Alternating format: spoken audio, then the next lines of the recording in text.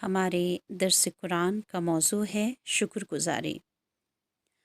آج ناشکری ہر فرد کی زبان پر ہے، خواہ مرد ہو یا عورت، بڑے چھوٹے کوئی مطمئن نہیں۔ ہر ایک کی نظر صرف انہی چیزوں پر جاتی ہے جس کی کمی ہو۔ اس کے برعکس پروردگار نے کتنا کچھ عطا کیا ہے، اس کی طرف ہماری نظریں بہت کم جاتی ہیں۔ اللہ تعالیٰ بندوں سے مطالبہ کرتے ہیں کہ آپ شکر گزار بنیں، اور یہ بھی فرماتے ہیں کہ میرے بندوں میں بہت کم شکر گزار ہے۔ اللہ تعالیٰ فرماتے ہیں اعوذ باللہ من الشیطان الرجیم، بسم اللہ الرحمن الرحیم، لئن شکرتم لأزیدنکم ولئن کفرتم ان عذابی لشدید۔ سورہ ابراہیم۔ اگر آپ شکر گزاری کریں گے تو بے شک میں آپ کو زیادہ دوں گا، اور اگر آپ ناشکری کریں گے تو یقیناً میرا عذاب بہت سخت ہے۔ دوسری جگہ اللہ تعالیٰ فرماتے ہیں فَاذْكُرُونِي أَذْكُرْكُمْ وَاشْكُرُوا لِي وَلَا تَكْفُرُونَ۔ تم میرا ذکر کرو، میں بھی تمہیں یاد رکھوں گا، میری شکر گزاری کرو اور ناشکری سے بچو۔ دوسری جگہ پر پروردگار فرماتے ہیں ما یفعل اللہ بعذابکم ان شکرتم وآمنتم وکان اللہ شاکرا علیما۔ اللہ تعالیٰ تمہیں سزا دے کر کیا کرے گا اگر تم شکر گزاری کرتے رہو اور با ایمان رہو۔ اللہ تعالیٰ بہت قدر کرنے والا اور پورا علم رکھنے والا ہے۔ گزاری کہتے کسے ہیں؟ امام رازی تفسیر کبیر میں فرماتے ہیں شکر اصل میں 3 چیزوں سے مرکب ہے۔ پہلا، سب سے پہلے نعمت کا اعتراف کہ خدا نے مجھ پر واقعی احسان کیا ہے۔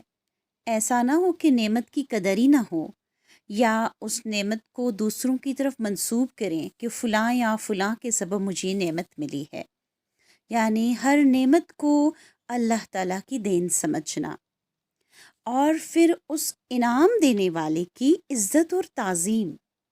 اور تیسری بات، زندگی بھر اس منعم کی فرمان برداری۔ طرح صاحب تفہیم القرآن فرماتے ہیں شکر گزاری یہ ہے کہ آدمی دل سے اللہ کے احسان کا اعتراف کرے، زبان سے اس کا اقرار کرے، اور عمل سے احسان مندی کا ثبوت دے۔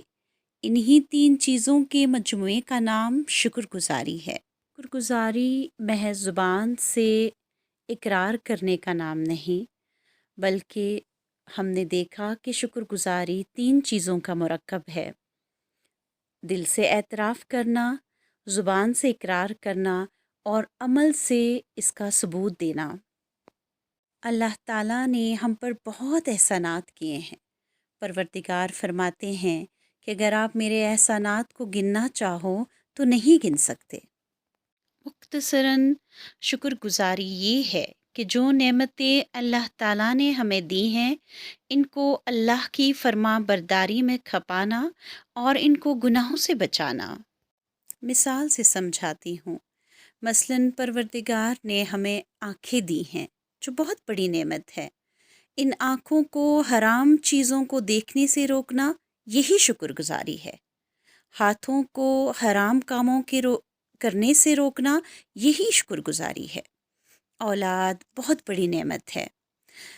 اس کا شکریہ یہ ہے کہ ہم اولاد کو اللہ کا فرمان بردار بنانے کی پوری کوشش کریں، ان کی صحیح اسلامی تربیت کریں، یہی اس نعمت کا شکریہ ہے۔ اکثر جب ہم ایسے کہتے کہ الحمدللہ اللہ تعالیٰ نے مجھے اولاد کی نعمت سے نوازا ہے، لیکن ایسا نہیں کہ ہم زبان سے اس کا اقرار کریں اور عمل سے ثابت نہ کریں۔ عمل سے تو ہم یہ ثابت کرتے ہیں کہ ہم اپنے بچوں کی دنیا بنانے کے لیے ان کی آخرت کی فکر ہی چھوڑ دیتے ہیں۔ تو سب سے تو شکریہ یہ ہے کہ ہم بچوں کو اللہ کا فرمان بردار بنائیں، ان کی دنیا بھی بنائیں اور اس کے ساتھ ان کی آخرت کی فکر مند رہیں۔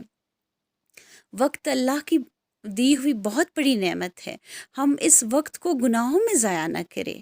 اسی طرح تندرستی بہت بڑی نعمت ہے، ہم اس تندرستی کو گناہوں میں صرف نہ کریں، یہ شکر گزاری ہے اصل میں۔ اسی طرح مال ایک بہت بڑی نعمت ہے، ہم اس کو فضول خرچی میں صرف نہ کریں، مال کے حقوق ادا کریں، یہی شکر گزاری ہے۔ آج تمام لوگ ناشکری کے مرض میں مبتلا ہے، ہمیں چاہیے ہمیں جو نعمتیں اللہ پاک نے عطا کی ہے ان کا شکریہ زبان سے بھی، دل سے بھی اور عمل سے بھی کرے، اور اگر کسی نعمت کو نہ دے کر اللہ تعالی ہمارا امتحان لیتے ہیں تو ہمیں صبر کرنا چاہیے۔ صبر اور شکر یہی مسلمان کا شیوا ہے، ناشکری کرنا مسلمان کا شیوا نہیں۔